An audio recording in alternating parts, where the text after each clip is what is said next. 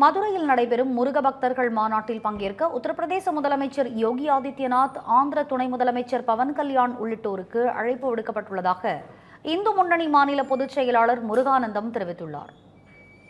மதுரை பாண்டிக்கோயில் சாலையில் அமைந்துள்ள தனியார் திருமண மண்டபத்தில் இந்து முன்னணியின் மாநில நிர்வாகிகள் கூட்டம் நடைபெற்றது. இதில் இந்து முன்னணி பொதுச் செயலாளர் முருகானந்தம், தென் பாரத அமைப்பாளர் பக்தன் மற்றும் இந்து முன்னணி அமைப்பின் நிர்வாகிகள் உள்ளிட்ட 50க்கும் மேற்பட்டோர் கலந்து கொண்டனர்.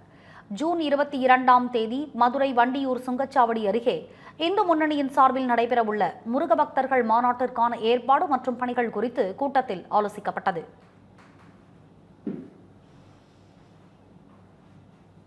அதன் பின்னர் செய்தியாளர்களிடம் பேசிய இந்து முன்னணி மாநில பொதுச் செயலாளர் முருகானந்தம், முருக பக்தர்கள் அனைவரும் இந்த மாநாட்டில் தவறாது பங்கேற்க வேண்டும் என கேட்டுக்கொண்டார்.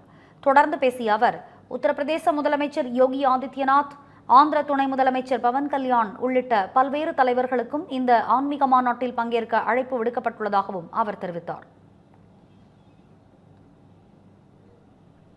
இந்து முன்னணி பேரியக்கத்தினுடைய மாநில பொறுப்பாளர்கள், கோட்ட பொறுப்பாளர்கள் எல்லோரும் கலந்து கொண்டிருக்கிறாங்க.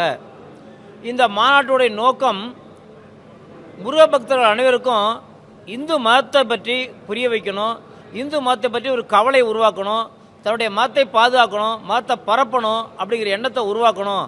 அந்த நோக்கத்தோடு தான் இந்த மாநாடை, இந்த முருக பக்தர்கள் மாநாடு நடத்துகிறோம். வட மாநிலங்களில் பல பேருக்கு அழைப்பு கொடுத்துருக்கோம். குறிப்பாக யோகி ஆதித்யநாத் யோகி எடுத்திருக்கோம், பவன் கல்யாணுக்கு அழைப்பு கொடுத்துருக்கிறோம். இந்த மாதிரி பல பேருக்கு அழைப்பு கொடுத்துருக்கிறோம். அவங்களும் கட்டாயம் வருவாங்கன்ற நம்பிக்கை இருக்கிறது. Every picture here has its own kutti story. This is Anandan family. His dream home in the city is not just a dream anymore. Anwar's investment in a plot changed the plot of his whole life.